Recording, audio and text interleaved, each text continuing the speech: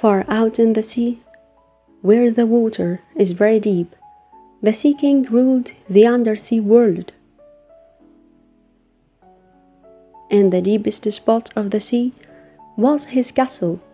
The walls were made of blue coral. On the roof were shells that opened and closed when the water passed by, and that is where the Sea King lived, with his mother and 4 daughters, each one born a year apart.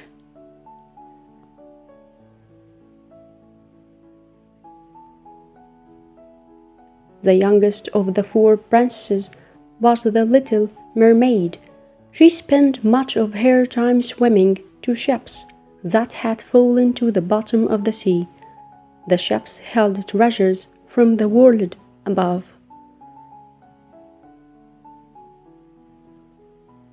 She would fill her arms and set up her collection here and there. All the time she would sing, as she did. Fish circled around to hear her, for the Little Mermaid's voice was the most beautiful one under the sea. The girls knew that when they turned 15, they could swim up to the surface for the first time. It would be a long time that the Little Mermaid had to wait, as she was the youngest. So, she made her grandmother tell her all about life up on land, tales about ships and towns, and every bit of stories about humans that she knew.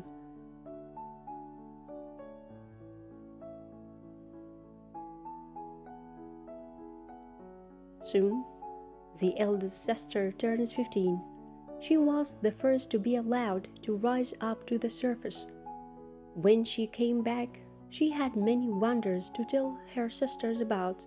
She told about resting on soft white sand. High above was a deep blue sky with puffy white clouds. Later the sun set, she said, and the whole sky turned golden red. She had watched the birds fly high above her, dipping and making turns in the red and gold sky.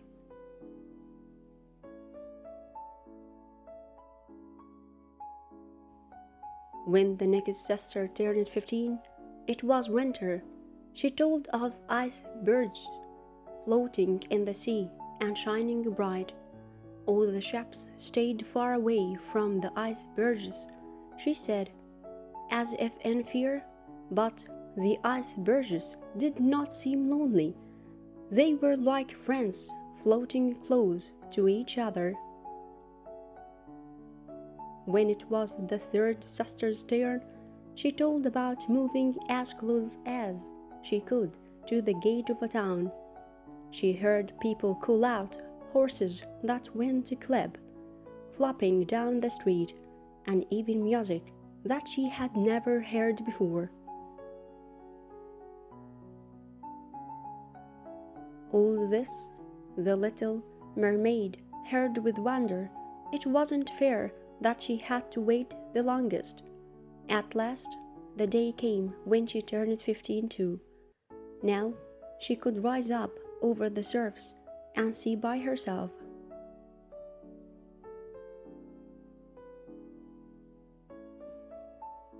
When she came up over the water, the Little Mermaid was next to a large ship. On the ship, beautiful music was playing. Sailors were dancing on the deck. They were laughing and having a fine time. It must be a party.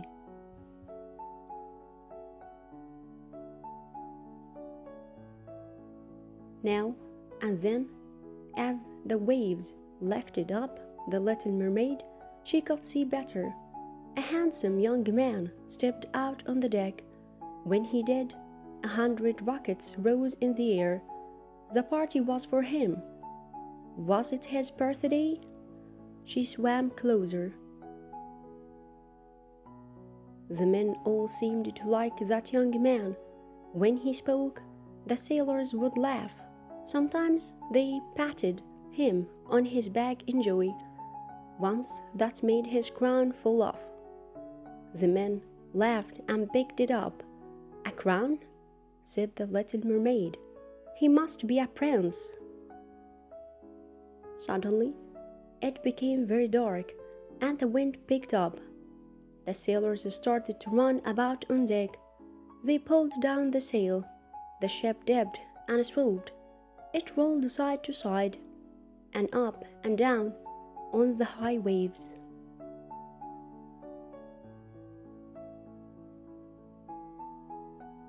Then lightning, thunder, and a strong rainstorm hit. The poor ship started to tip on the rough waves. It was so dark that the little mermaid could see nothing. Then lightning lit up the sky, and she could see the young prince on deck. He seemed to be the only one still there. He was working hard to keep the ship afloat. He was throwing ropes out to his men who had jumped.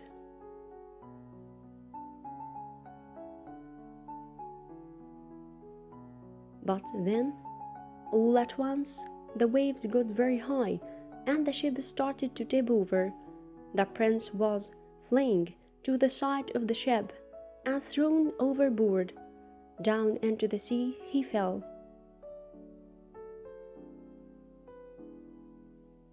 He dropped very fast. What was the little mermaid to do? She knew that human beings cannot live under the water. She dove deep and fast. She reached out and was able to grab his shirt. Then she swam up to the surface as fast as she could.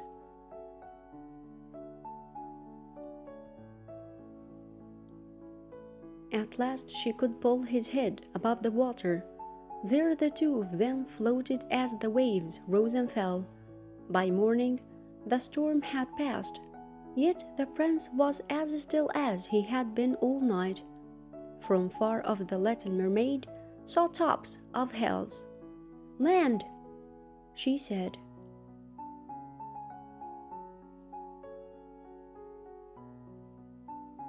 She swam to the shore, pulling him behind her. It was not easy to pull the young man up onto dry sand, but she did it. Was he dead? She sang a sad song. All of a sudden, the prince started to move. "Oh, are you all right?" she asked, and touched his forehead. All this the little mermaid heard.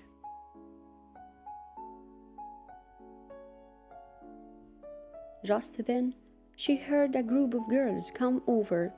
At once, she dove into the sea and hid behind a rock. They must not see her, a mermaid. The girls found the prince, who was now awake. They called for help, and soon he was led off. The prince would never know that she had saved him. The little mermaid sank into a deep gloom. When she went back home, her sisters wanted to know all about her trip, but she was too sad to say anything. Days went by, then weeks. The sisters went to their grandmother for help. The old woman went to her granddaughter. "Child, what is the matter?" she said. The little mermaid cried out, "Grandmother, I will never be happy again." She told about meeting the prince and saving him, then having to leave him behind. "Unless I can somehow walk on land and be with that young man, I will be sad for the rest of my days."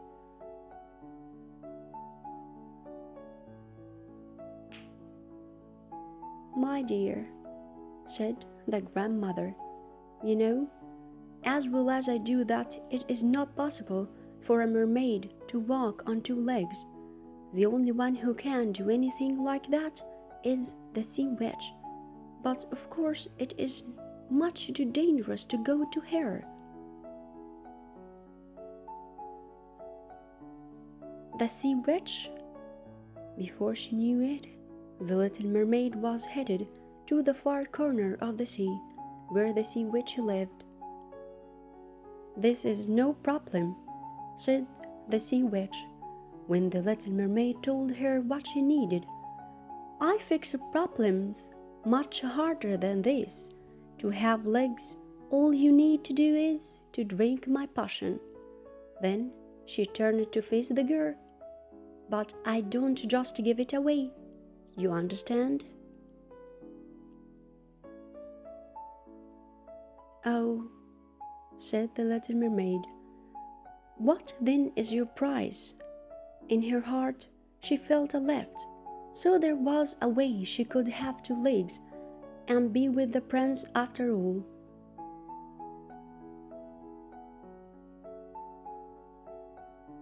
"Oh, not too much," said the sea witch. "For one, you must give up your voice." "My voice?" said the little mermaid. She knew her voice is what everyone loved about her the best. "You don't need it," said the sea witch. "You don't need it," said the sea witch. "Chatter, chatter, what a waste of time. But know this, little bratty, if the prince marries someone else, the next day you must die, and your voice will stay with me forever. But then again, who knows, he might choose you." The little mermaid's heart leaped. The sea witch held out a glass with the green potion. "So," she said, "what are you going to do? Make up your mind. I don't have all day."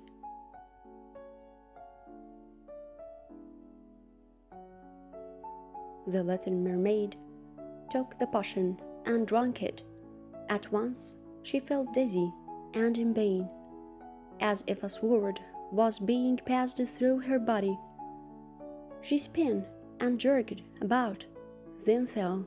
When she awoke, she was on the same dry land as when she had rescued the prince. Lifting up her head, she could see that her dream had come true.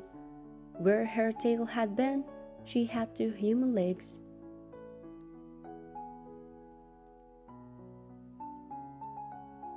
"Say, miss, are you in trouble?" It was none other than the prince. She tried to say something, but no words came out of her mouth. "Can you not speak?"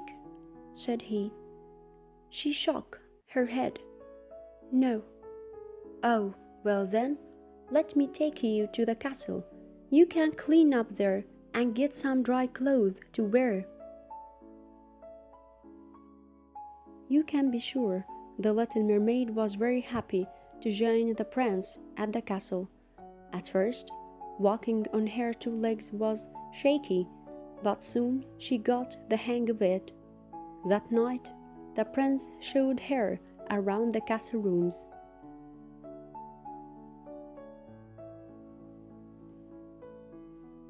He would point to a portrait and tell her all about the person. When he said something funny, they laughed together. When the story was sad, her kind eyes told him that she knew why, and she felt sad too. The next day was a royal party. The prince had not been not looking forward to going to it. Hours of standing with finely dressed people who talk and have nothing to say. He asked the little mermaid if she might come with him. She nodded a big yes.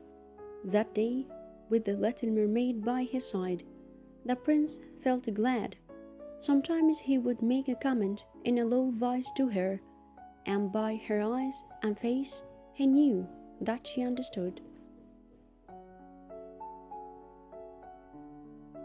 After that, the prince wanted the little mermaid by his side every day. He thought he could even fall in love with her, but he still held out hope to marry the one with the lovely voice he remembered, from when he had been rescued. Of course, it could not be his wonderful new friend who was not able to talk, let alone sing.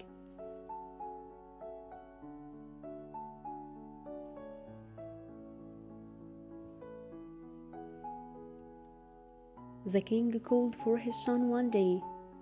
"Son," he said, "your mother and I have made a decision. It is time that you took a bride. Lucky for you that we already picked one out for you." "What?" said the prince. He only wanted to marry the woman with the beautiful voice that he remembered.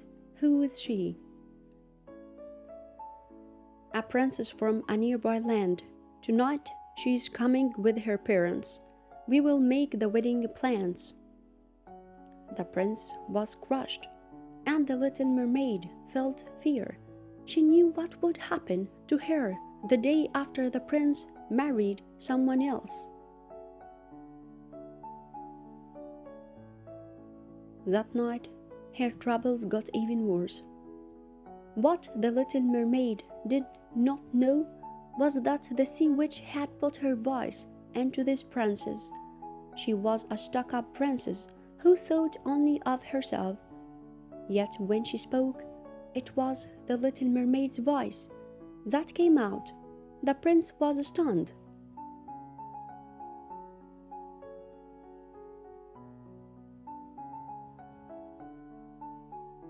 He asked the princess to sing. It was the little mermaid's voice that filled the room. The prince could not believe his luck. At last, he could marry the woman he had longed for all this time.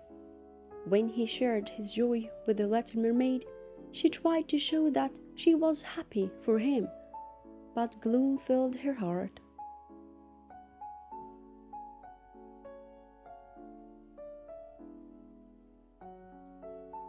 The next morning, at dawn, the little mermaid went to the sea. Her sisters, worried since they had not heard from her, rose above the water to see how she was. Their youngest sister let them know the trouble she was in.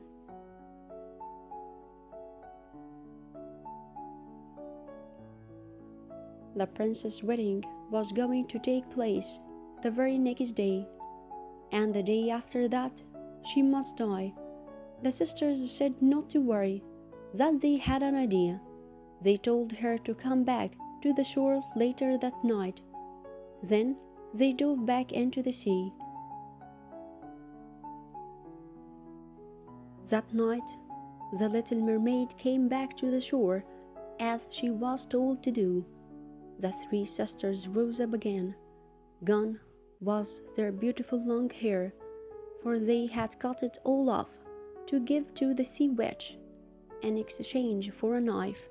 With the knife, the little mermaid must kill the princess that very night. Then the wedding could not take place, and she could return to the sea and be with her family. She took the knife, for she knew how much they had done for her in love, but in her heart she knew she was not going to kill the princess.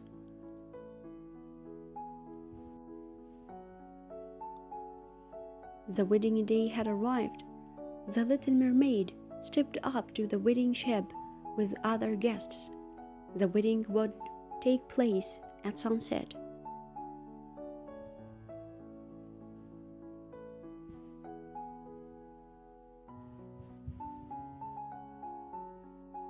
In the meantime, the three sisters had returned home. They were met with an angry father. "Where is your sister?" The Sea King shouted. "Where have you all been?"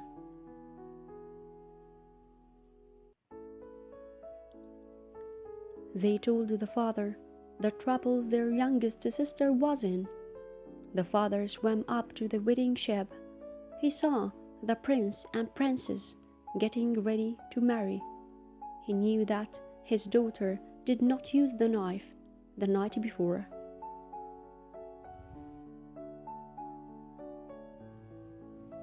At once, the Sea King rushed to see the Sea Witch. She laughed. She said there was only one way to save his youngest daughter from her fate, if he would just hand over his scepter to her. The little mermaid could be saved. With the scepter in her hand, the Sea Witch would rule the underworld kingdom. The Sea King took a deep breath. What else could he do? So he agreed.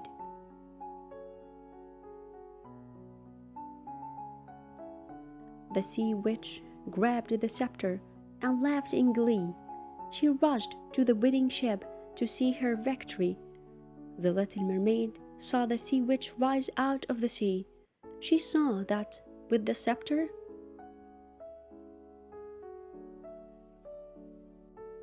the Sea Witch had become a huge sea monster. Tentacles were twisting out from all over her body like an octopus. The little mermaid knew she must protect the prince and even his new bride.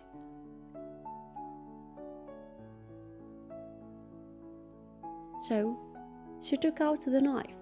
Just then, one of the Sea Witch's tentacles reached out and lifted the little mermaid right off the ship.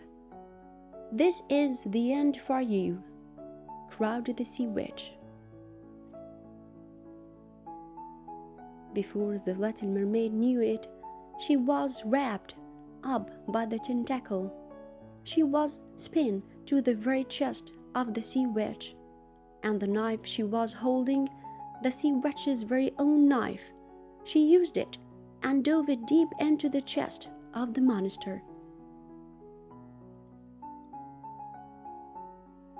The Sea Witch reeled back in pain, and the little mermaid was freed. On the ship, the guests ran around in fear. The prince shot arrow after arrow at the monster.